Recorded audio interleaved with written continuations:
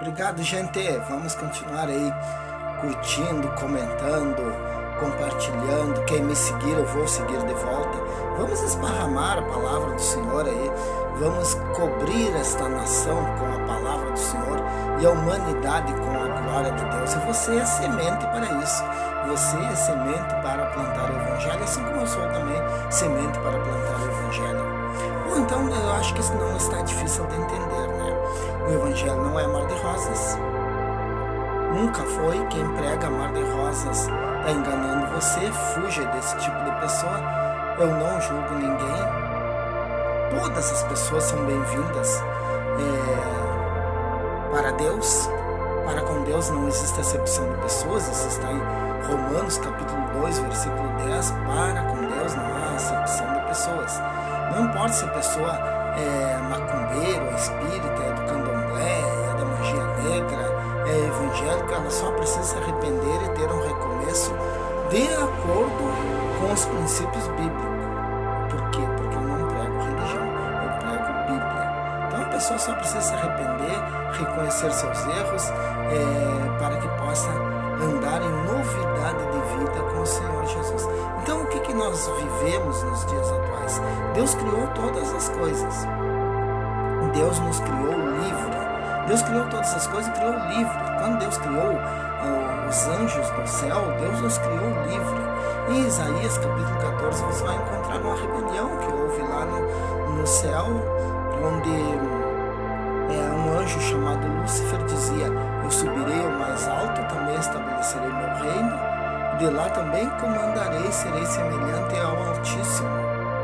E isso aí teve a desaprovação de Deus. Esse anjo era um anjo de luz, ele era responsável pelo coral da igreja lá no céu.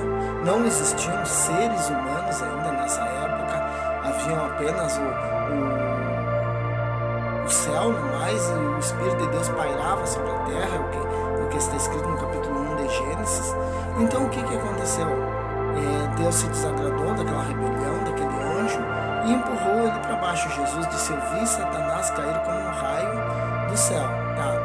E aí, quando ele caiu para baixo, ele tornou-se um anjo caído. Hoje ele não é mais Lúcifer, hoje ele é Satanás, acusador dos filhos de Deus. E quando Deus resolveu criar todas as coisas, Deus criou todas as coisas com a sua palavra, que é Jesus, de acordo com João capítulo 1. No princípio era o Verbo, e o Verbo se fez carne e habitou entre nós. A única palavra, o único Verbo que veio, ganhou forma de homem e que se fez carne, foi Jesus no ventre da Virgem Maria. E habitou entre nós, começou seu ministério com 30 anos, foi batizado nas águas do Rio Jordão pelo João Batista, foi crucificado aos 33 anos, ressuscitou ao terceiro dia, para que através do seu nome tenhamos a reconciliação com Deus. E por que uma reconciliação? Porque no princípio, quando Deus criou todas as coisas, Deus criou com a sua palavra, como eu falei, mas ele criou homem e mulher, macho e fêmea os criou. Ele criou do homem do barro e a fêmea ele criou da costela do homem. Então, ele colocou eles para governar no jardim, no paraíso, no jardim do Éden, e disse para o Adão, diz: ó, de tudo que tem aqui vocês vão desfrutar. Comam, gozem do bom e do melhor. Mas na árvore do conhecimento, da ciência do conhecimento do bem e do mal, nela nem pensem em tocar, porque o dia que tocar, nela morrereis.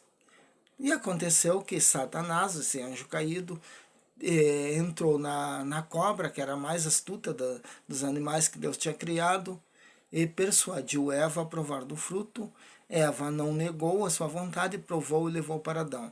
A Bíblia conta como o pecado de Adão. A Bíblia diz que Eva foi enganada.